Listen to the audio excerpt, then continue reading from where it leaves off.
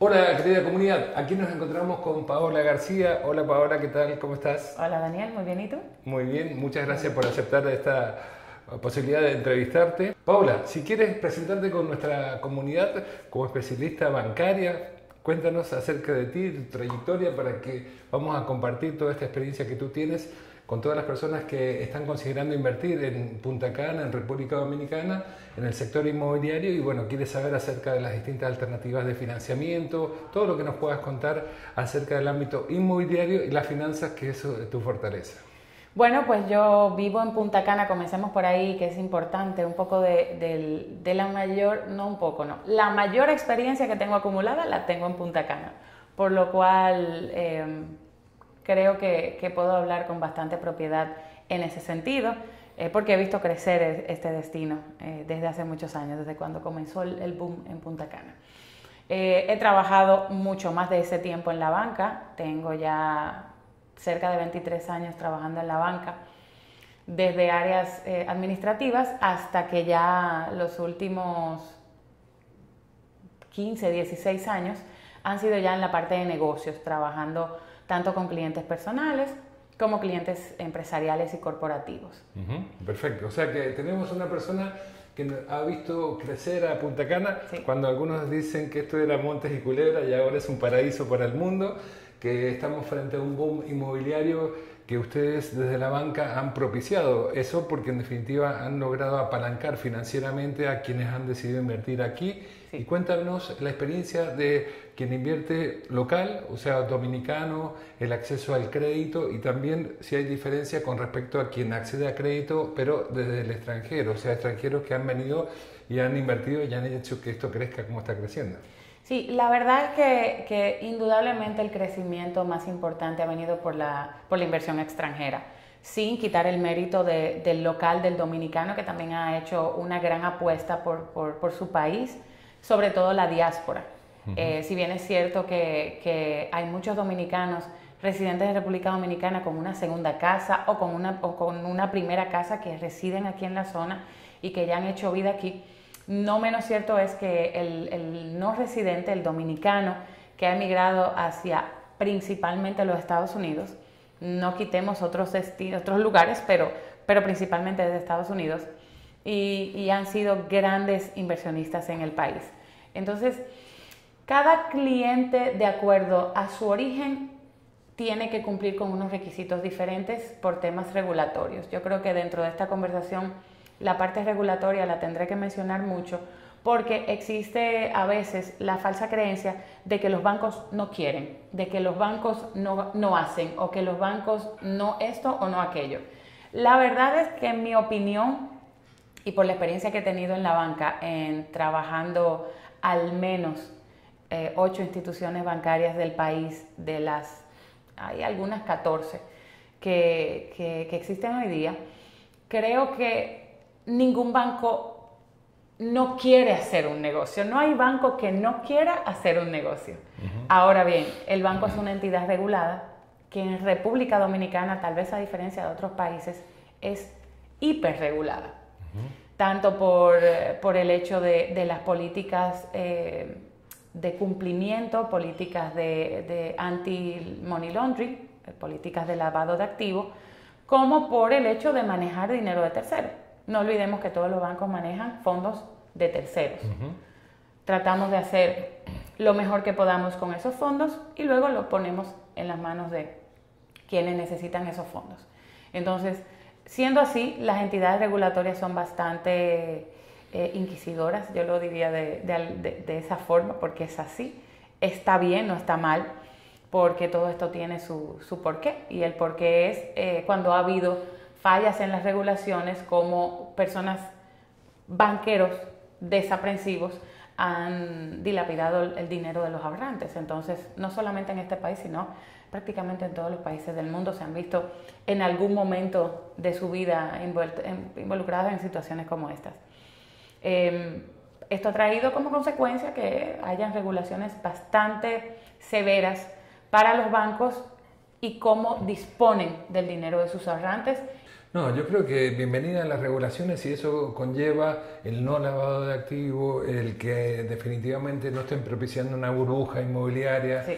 Entonces yo creo que aunque hay gente que por supuesto no le guste mucho la idea, que haya tanta burocracia, tanto papelerío que hacer, pero lo cierto es que es beneficioso, eso limpia de alguna manera el sector inmobiliario. Y ustedes están propiciando a que esto vaya creciendo, por eso digo que son artífices. Dijiste al pasar que has trabajado en 8 de 14 bancos.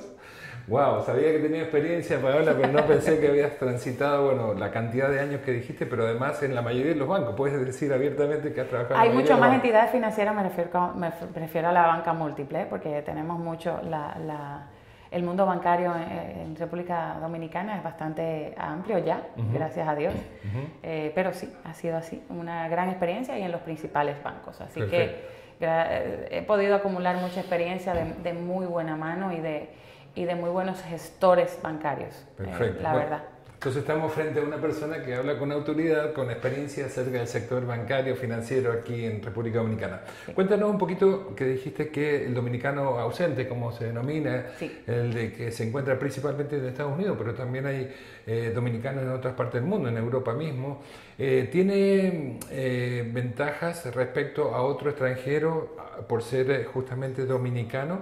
Si nos puedes contar los 3 escenarios que seguramente más se repiten: el dominicano que es residente, el que no lo es, y luego el extranjero convencional en cuanto a acceder a un crédito hipotecario, que es tal vez lo que más le interesa al público objetivo al que nos dirigimos en esta comunidad. Claro, comencemos por lo más sencillo, que es el dominicano que vive y reside aquí. Lo que busca la regulación, lo que la regulación le exige a los bancos es que la decisión de crédito sea buena para que haya un repago normal de ese dinero. O sea, que cuando yo ponga dinero en las manos de una persona para comprar una vivienda, el banco no reciba para atrás una vivienda, sino dinero.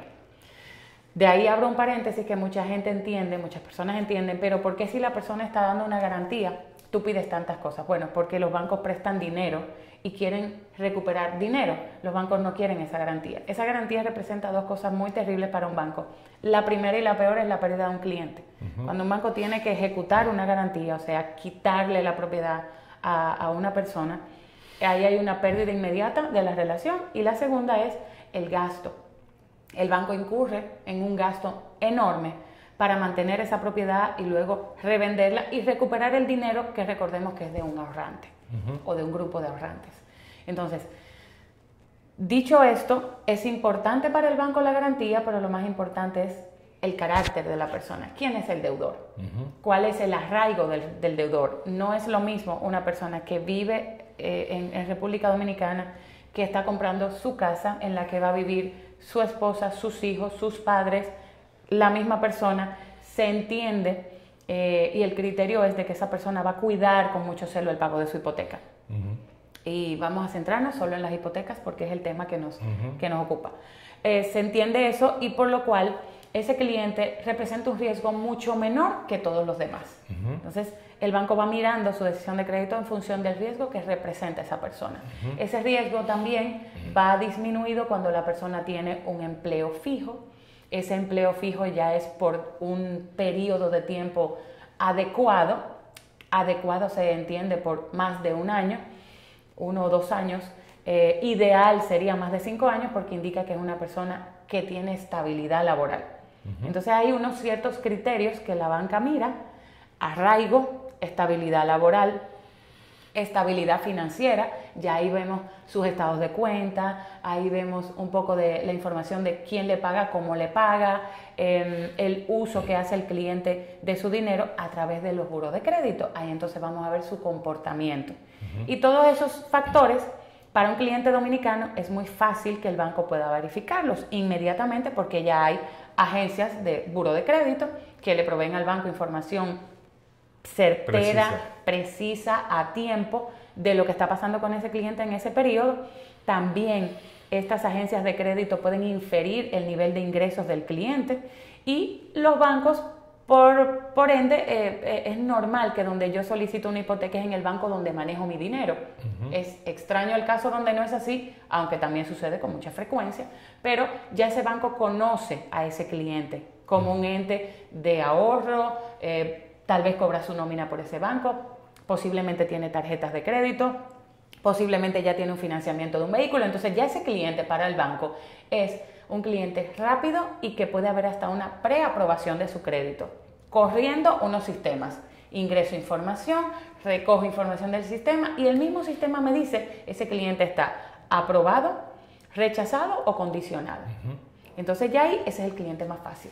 Quitemos al dominicano que reside aquí, que compra su casa aquí, primera o segunda casa. Antes que pasemos al siguiente, mencionaste que el empleado, parece que los autónomos o los freelance quedan fuera. No es que queden fuera, sino... No quedan fuera, perdón que no los añadí, pero representan un poco más de riesgo. Exacto. Porque al no tener un ingreso fijo, es difícil para el banco, número uno, inferir cuál es su ingreso real. Se trabaja en base a promedios de los ingresos de los últimos meses, pero vamos a estar claros. Todavía en República Dominicana no existe la bancarización total como probablemente existe en otros países, que la persona ni piensa en tener efectivo en sus manos. Todavía al dominicano le gusta manejar efectivo, todavía el dominicano tiene miedo de que si maneja efectivo en la cuenta la deje y le va a caer atrás. Entonces no se lo crean, no es así. Está muy bien esa aclaración. Entonces, en definitiva, el autónomo, el freelance, también tiene acceso a crédito. Claro que sí. El profesional independiente, claro solamente que, sí, que van a estar observándolo de una manera distinta y con ciertos criterios. El criterio es un poquito más acucioso y tal vez el banco no se arriesga a tomar en consideración su relación cuota-ingreso con tanta facilidad como lo hace con un asalariado. Perfecto. Ahora sí, pasemos si quiere a los otros dos escenarios destinatarios de créditos hipotecarios. Entonces tenemos claro el escenario del dominicano que reside aquí y que el arraigo tiene como variable un peso específico importante. Sí. Y también, por supuesto, su historial bancario, que fácil y rápidamente ustedes lo pueden determinar, no solo de lo que les dice en esta agencia, sino lo que ustedes mismos pueden verificar, porque en la mayoría de los casos son sus propios clientes, ¿no? Es así, totalmente. Y si no lo es, también entre los bancos hay sistemas de información, los buros de crédito, donde yo veo cómo es el comportamiento de ese cliente en otro banco y con una adición de los movimientos de sus cuentas de los últimos 6 meses, que prácticamente todos los bancos en República Dominicana trabajan con el criterio de los últimos 6 meses. Es un periodo más o menos para poder medir cómo el cliente ingresa dinero y también cómo lo gasta, que eso es muy importante. A veces las personas piensan que el banco, yo gano mucho dinero, sí, pero probablemente tú tienes mucha deuda, entonces tu capacidad de pago está disminuida, o tal vez no debes mucho, pero tienes mucho producto abierto, muchos productos que los bancos te han ofrecido, que aunque tú no le debes nada, son productos abiertos. Entonces hay el riesgo de que en algún momento tú te sobreendeudes. De ahí que viene siempre la recomendación de que trates de mantener la cantidad de productos de crédito abiertos, me refiero a las tarjetas de crédito y las líneas de crédito, las que tu salario puedan soportar. A veces nos gusta tener mucho crédito. Bueno, todo ese crédito está contándote y al momento de tú solicitar una hipoteca, disminuye tu capacidad de pago, porque el banco te va a ver como un cliente muy riesgoso. Claro. Bien, entonces, pasamos al siguiente escenario, que es el del el dominicano residente en el extranjero. Aquí yo no puedo hablar al 100% de la seguridad porque no me conozco la política de todos los bancos en particular. Aquí deberíamos ver cómo cada banco maneja su política de crédito, pero en general, si puedo decirles a grosso modo, que ese cliente tiene un poco menos de riesgo por el mismo arraigo. ¿Por qué? Porque muchas veces, aunque no vive aquí, mantiene un producto de crédito en el país, tiene una cuenta, probablemente tiene un negocio y recibe sus ingresos. Cuando me refiero a negocio, tal vez es una renta de una propiedad que ha comprado o que dejó cuando se marchó, o una propiedad heredada de los padres, no sé, hay muchos escenarios diferentes. Estos clientes que son dominicanos no residentes tienen arraigo, entonces ahí tienen un puntito adicional. Además de que generalmente el dominicano siempre tiene la añoranza de volver. Entonces, yo creo que por eso invierte la mayoría del dominicano en el extranjero, una cosa que su país se lo agradece muchísimo porque ellos trabajan y se rompen el lomo allá para invertir en su país. Y eso le beneficia muchísimo a República Dominicana. Por eso el país es muy celoso con su diáspora. Claro. Entonces, la importancia de estos clientes es cuando han mantenido un vínculo con el país. Ya se separa un poquito de esa seguridad y va incrementando su nivel de riesgo en la medida de que no tienen ningún nexo con el país. Le hace que es dominicano, pero nació aquí y se fue muy pequeño, o se fue muy joven, no habiendo ni siquiera tenido una vida laboral. Ya ese cliente tenemos que evaluarlo prácticamente como un puro extranjero. Lo único que tiene una cédula de identidad. Tal vez es más fácil de que él acceda a un producto de crédito o de ahorro en el banco por ser dominicano, pero el banco va a evaluar cuál es su fuente de ingresos, de dónde él genera sus ingresos, él o ella, y ahí ya se le va a calificar y a clasificar como un cliente extranjero. Entonces ahí tenemos que mirar, es una muy buena pregunta de hacer al dominicano que no reside. ¿Tiene algún nexo financiero con el país? ¿Sí o no? De ahí depende mucho que el banco pueda ser más rápido en la decisión de crédito, porque vamos aminorando la rapidez y entonces ahí se va poniendo más lento el proceso y obviamente se va requiriendo más documentación. Y sin hablar mucho, porque al final del día, si el tratamiento es casi parecido al extranjero, nos vamos al extranjero puro y simple, que es esta persona que no nació aquí y que está invirtiendo, o tal vez viene a vivir a República Dominicana, que cada vez tenemos más casos. Ya a esta persona se le verifica toda la información del país de donde tiene origen. En República Dominicana, de la mayoría de los bancos donde yo he trabajado, los clientes que más fácilmente podemos evaluar son los norteamericanos, los canadienses y puertorriqueños por el nexo con Estados Unidos. ¿Por qué? Porque tenemos acceso a los buros de crédito de esos países. Entonces, un crédito se va a componer de 3 factores principales: ingreso o capacidad de pago, historial de crédito y deseabilidad de la garantía. O sea, no todos los bancos financian en todos los lugares. Cada banco tiene un apetito por riesgo geográfico. Entonces, de acuerdo a eso, esos factores son muy determinantes para la decisión del crédito. En los clientes donde el banco no puede verificar la información crediticia, ver su comportamiento y su nivel de endeudamiento en el país de origen, entonces ya se convierte en un cliente muy riesgoso. Claro. Entonces ahí viene un punto que no mencioné al principio y es el porcentaje de financiamiento. A un dominicano, hay bancos que ofrecen financiamiento hasta el 90% del valor de la propiedad. A un dominicano en el extranjero hay bancos que llegan hasta el 70-80%. En un dominicano se maneja 80-90%.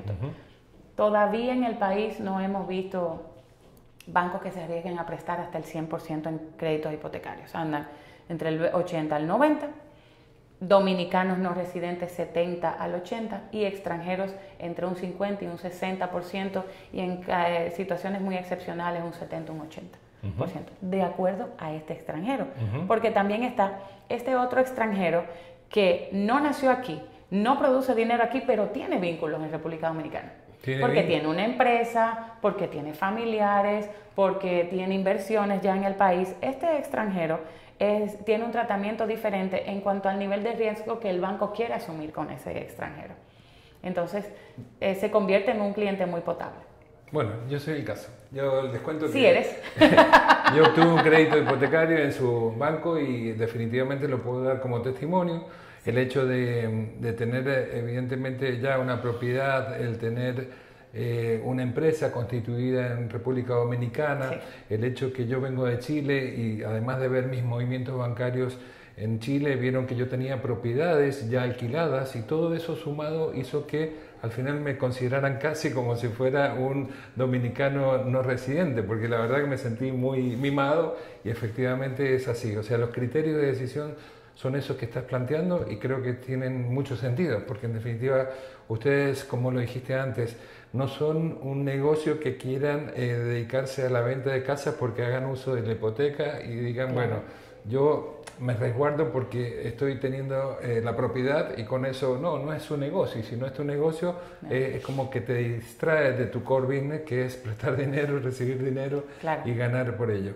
Bueno, entonces está claro los porcentajes, está claro que se orienta cada uno a zonas distintas. Me consta que hay algunos bancos que, digamos, le da alguna preferencia, tal vez al canadiense o al estadounidense o incluso al europeo, y hay otros que a lo mejor abarcan una zona más amplia, ¿no? Pero en definitiva por eso es tan importante dejarse asesorar por un broker bancario que tenga una mirada de conjunto, porque si uno va a cada uno de los bancos, cada banco te va a decir yo soy mejor. Entonces ahí la figura de broker, ¿existen aquí brokers que te den esa asesoría como en otros países y que te den esa visión de conjunto de qué poder esperar en cada uno de los distintos bancos? En mi conocimiento, que posiblemente en ese sentido puede ser limitado, la verdad que no quiero decir que voy a dar una respuesta muy realista, tal vez. Sí sé que existe en el plano corporativo, pero no en el plano personal. O sea, es difícil. A mí como gerente de una entidad bancaria nunca me ha llegado un cliente a través de un broker bancario o un corredor bancario, como conozco yo muchísimos corredores de seguros, brokers inmobiliarios, dealers de vehículos, que son siempre intermediarios. Deben existir muy pocas figuras que tengan esta visión de analizar al cliente y con conocimiento del mercado entender para qué banco puede ser dirigido ese cliente. Claro. Esa figura sería alguien de mucho valor añadido, porque eso te ahorra mucho tiempo a ti como cliente, y también es un beneficio para el banco, porque al banco le llegan clientes ya precalificados. Totalmente. Así que, bueno, de hecho existen en otros países y es una figura que agrega mucho valor en todo el proceso. De hecho, en Estados Unidos particularmente, existe la figura, hay una licencia para poder operar, y los bancos no gestionan hipotecas, es a través de esos brokers bancarios que trabajan las hipotecas, y en algunos casos, debe haber un broker hipotecario en medio de una operación bancaria, en algunos casos.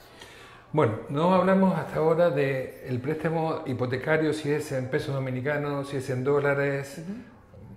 Si te animas a decir tasas, para más o menos orientar a nuestra comunidad, porque seguramente va a variar mucho la tasa en función del perfil a quien se destina, por lo que estamos hablando, y va a ser distinta la tasa si es en dólares o es en pesos dominicanos. Pues mira, la primera afirmación no necesariamente va a ser así.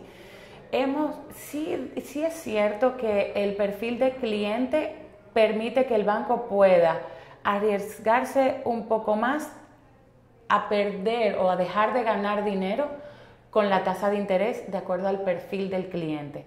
Pero solo si ese cliente puede compensar al banco: te voy a dar una muy buena tasa porque tú me compensas con tus depósitos. El banco gana dinero por el dinero que tú tienes depositado. En esos casos sí puede interferir o puede el banco favorecer un cliente con la tasa, y generalmente esto se da en el mundo corporativo. No sucede mucho en el plano personal, aunque sí hay casos. Las tasas de interés funcionan como va el mercado, y yo no quiero decirlo en este orden, pero la realidad es que de acuerdo a la política monetaria. O sea, nosotros, la banca está regida por lo que indican las autoridades monetarias y listo. Y de ahí en adelante, cómo fluctúa el mercado. Cada vez más las autoridades monetarias inciden más, tienen más control, y no es un mal control, es un control muy amigable entre la banca y el gobierno y las autoridades. Yo no quiero decir que no, yo no quiero decir que hay una imposición que no beneficia a los bancos. Yo sí podría decir que nuestras autoridades monetarias han sido bastante creativas buscando la forma de que los bancos accedan a dejar controlar un poquito las tasas a cambio de beneficios. ¿Y por qué no? O sea, estamos en un mercado de libre competencia, que para poderla controlar un poco, si nos dan unos beneficios a todos, ¿por qué no aceptarlo? Entonces, yo creo que las autoridades monetarias para ver el país en un conjunto, como un todo, han tenido que tomar decisiones que a veces no convienen mucho a nosotros, porque yo vivo y mi éxito depende de qué tanto yo presto dinero. Claro. En eso se basa la función de un oficial de un banco. Para ustedes como brokers tiene que haber buenas condiciones para que se puedan vender más propiedades. Sin embargo, desde el año 2022 en el país se viene aplicando una política monetaria restrictiva para controlar los embates de la inflación. Y todos sabemos que la inflación en República Dominicana no depende de factores solo internos. Depende de muchos factores internos que el país, como ningún otro país del mundo, han podido controlar. Entonces, desde COVID, ni hablar de COVID, como la inflación estaba disparada en un 9 y pico %, hasta luego las mismas repercusiones post-COVID, el tema logístico, el acceso a materiales, el acceso a los insumos. Nosotros somos un país que nos alimentamos de las importaciones. Aunque somos exportadores, no tenemos capacidad de suplir todo lo que se consume en nuestro país. Entonces dependemos mucho de lo que importamos. Y todo lo que tiene que ver con eso afecta mucho al sector construcción.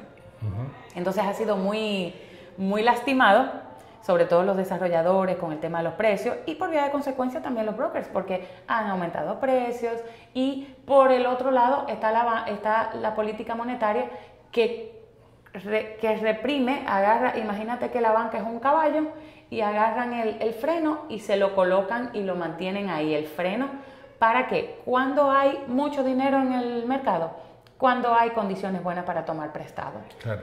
Si hay préstamos, las empresas producen más, innovan más, pueden arriesgar más y ahí hay más empleos, más bonanza, más dinero en el bolsillo de la gente. Es un efecto cascada que va sucediendo desde arriba para abajo y ese efecto está frenado desde el 2022. Claro. Y bueno, que veníamos con una política que era todo lo contrario.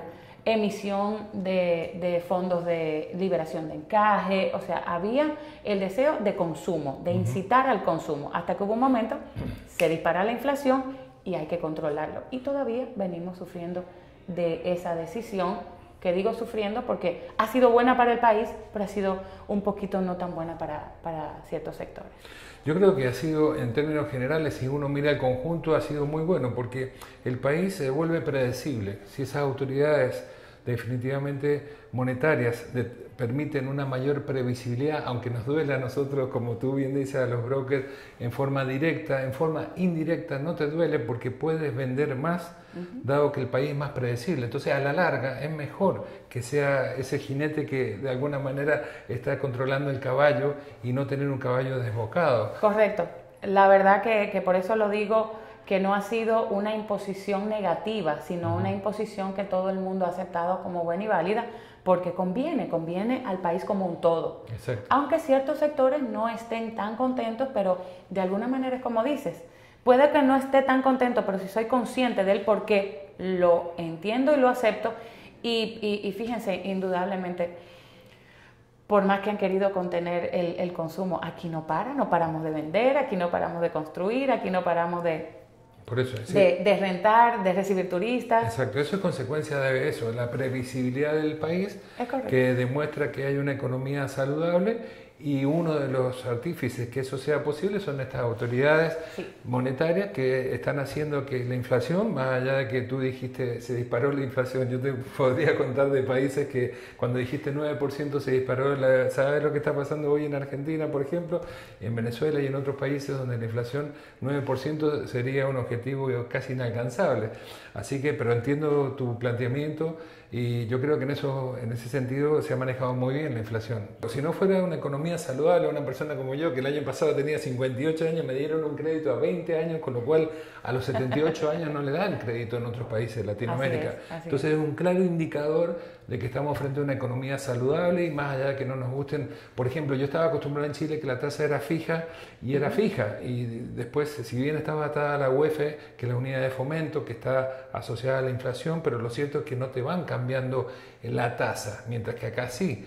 pero no es que caprichosamente te vayan a subir la tasa, sino que hay motivos detrás. Cuéntanos un poquito acerca de esos motivos y qué tanto puede fluctuar o qué tanto grado de libertad puede tener el banco para decir yo quiero aumentar un punto más porque sí, porque a mí me conviene. ¿Eso es posible? Las tasas sí puede, sí el banco puede y ha sido una economía basada en eso siempre, aunque por temas de competencia los bancos hace 2, 3 años ofrecíamos tasas fijas a 1, 2, 3 años y bajo ciertas condiciones de apoyo del gobierno hasta 15 años de tasa fija con fondos de liberación de encaje.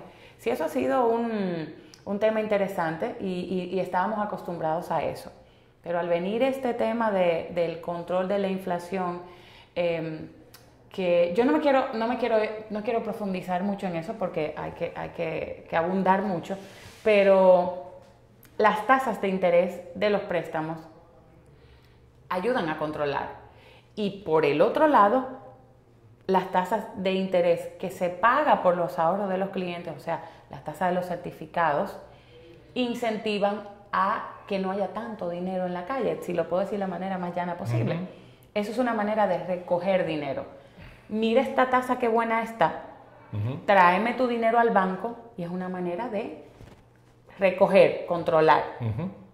Tú vas a preferir tenerlo en el banco al 10, 11, como hemos tenido 12% en pesos, que tenerlo en un negocio riesgoso o tenerlo debajo del colchón. Uh-huh. Entonces, eso trae que para el banco, vámonos ya dentro del banco, el banco necesita ganar dinero.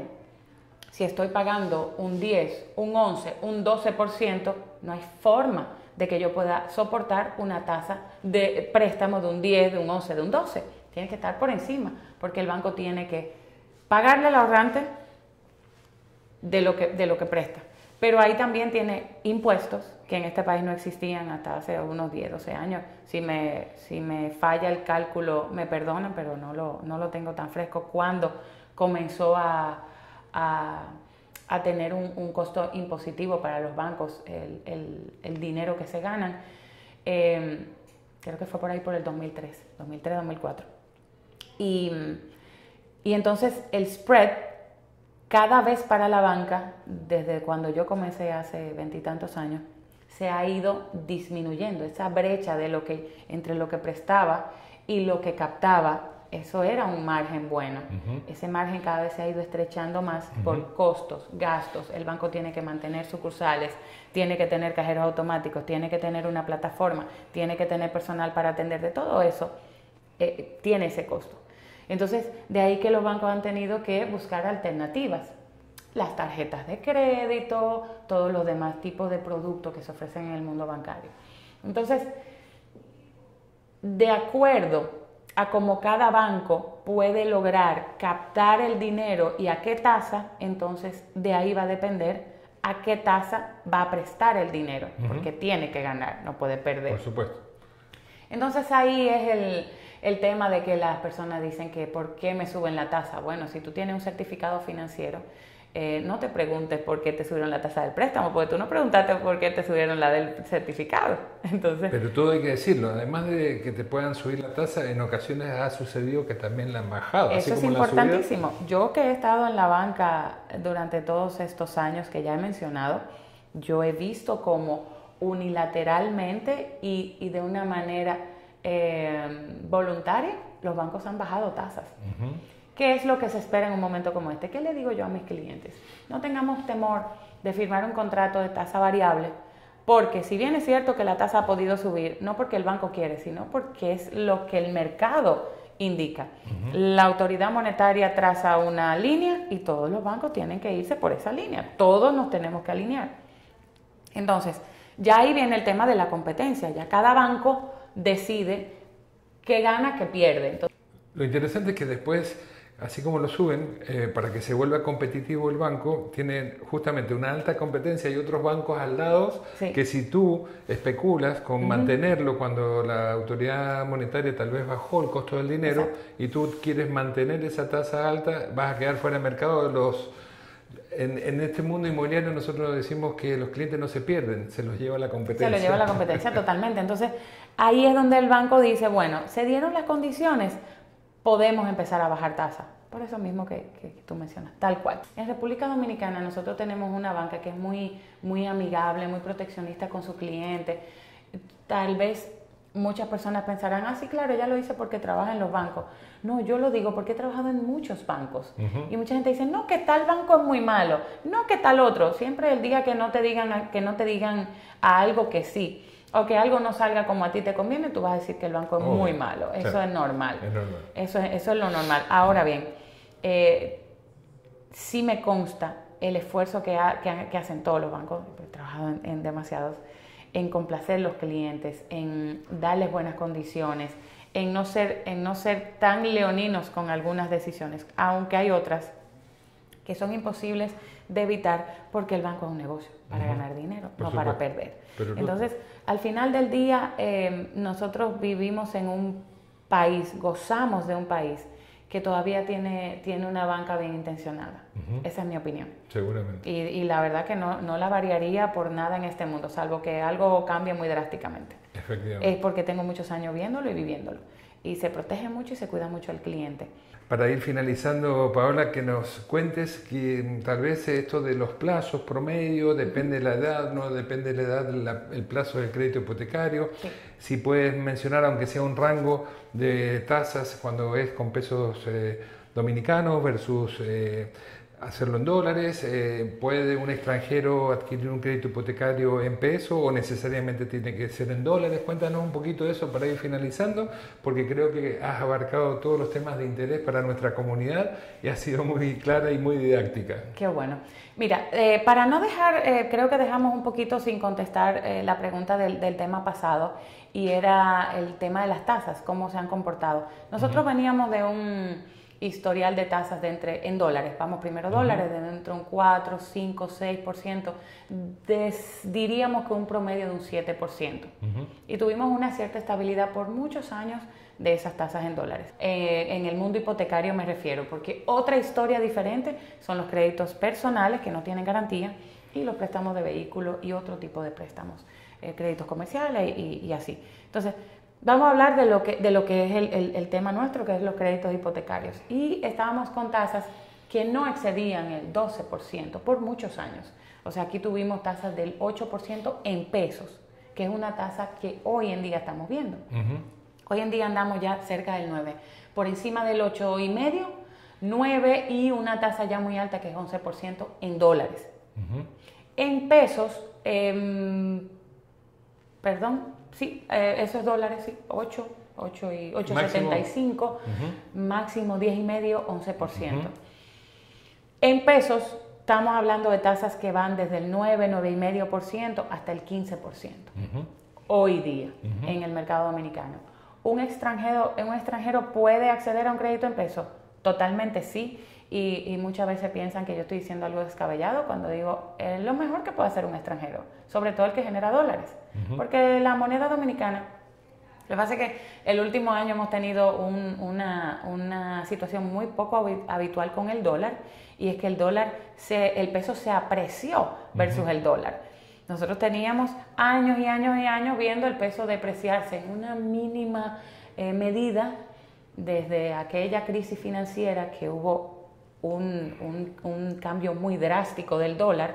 Hemos venido por los últimos 10 años, diría yo, con unas tasas bastante estables, entre un 52 hasta el 60%, que digamos que no ha sido una devaluación feroz como Argentina, Venezuela, Colombia. O sea, tenemos muchos países con ejemplos que la verdad que te hacen sentir muy bien cuando tú dices, oye, pero mi país no ha sufrido esta situación.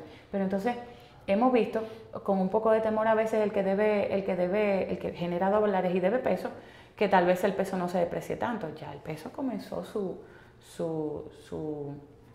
yo diría que su ritmo natural, que venía manejado por las autoridades monetarias, porque no convenía un dólar disparado al 60 casi por uno, como está hoy día, está al 59 y tanto, 59.10, 59.30 hoy por hoy. pero veníamos de una tasa de un 54, veníamos muy cómodos. Entonces, cuando yo te digo, si tú generas dólares y tú tomaste ese préstamo con un dólar al 58 y ya está al 59, tus pesos te rinden más. Claro. Entonces tu préstamo disminuye. Exacto. Entonces, no hay por qué no querer un préstamo en pesos. Que la tasa disminuye, haz tu ejercicio. Claro. Calcula cuánto sería en un mediano plazo la depreciación normal que puede tener el peso dominicano en los próximos 5 años versus la tasa de interés que te va a ofrecer el banco, y te vas a dar cuenta que el ejercicio da y te aseguro que tomar un crédito en pesos sería más favorable que en dólares. Que tomarlo en dólares no te genera ningún problema porque generas dólares. Bueno, pues feliz, claro. Tú feliz. Si no te quieres tomar el riesgo, porque da igual. Si debo un peso en dólares, pago un peso en dólares también y yo no tengo ahí ningún riesgo. Efectivamente. El problema es para el que no genera dólares, y el país está muy regulado, los bancos están muy regulados en otorgar créditos a solo generadores de dólares. O sea, si yo no gano y no puedo demostrar no solo que gano en dólares, sino que la empresa que me paga a mí es generador puro de dólares, yo no obtengo un crédito en dólares. Por la misma situación de quiebra de bancos que dio al traste con una devaluación estrepitosa, y esto quebró muchas empresas y puso a la banca en una situación muy incómoda de especificar deuda que estaba en dólares, y una persona que debía en dólares el equivalente a 1 millón de pesos, bueno, se le triplicó, se le multiplicó a la N potencia lo que esa persona debía cuando se pasó esa deuda a pesos, y esto generó una crisis muy grande en República Dominicana. Entonces, para evitar eso, la regulación hoy día es sumamente estricta. Perfecto. Bueno, y en cuanto a los plazos, para terminar, dijimos tasas, dijimos escenarios de pesos, de dólares, te la jugaste y te agradezco como porcentaje al menos de cuánto es una tasa que se podría uno esperar en cada caso. Y en plazos, infiere la edad, no es tan importante. La edad es importante, es importante, la media, de acuerdo a la política bancaria, las regulaciones en República Dominicana de la edad máxima para acceder a un crédito son 65 años. Hay bancos que 60, hay bancos que yo creo que ese es el tope. No he tenido yo la experiencia de algún banco que otorgue créditos a mayores de 65 años. ¿Por qué plazo? Los plazos en términos generales van desde 0 hasta 30 años. Aquí hay instituciones que financian hasta 30 años. El plazo, siempre yo he dicho, el plazo ideal para un financiamiento son 15 años. Esa es siempre mi recomendación, y te lo puedo mostrar de la forma que quieras en los numeritos.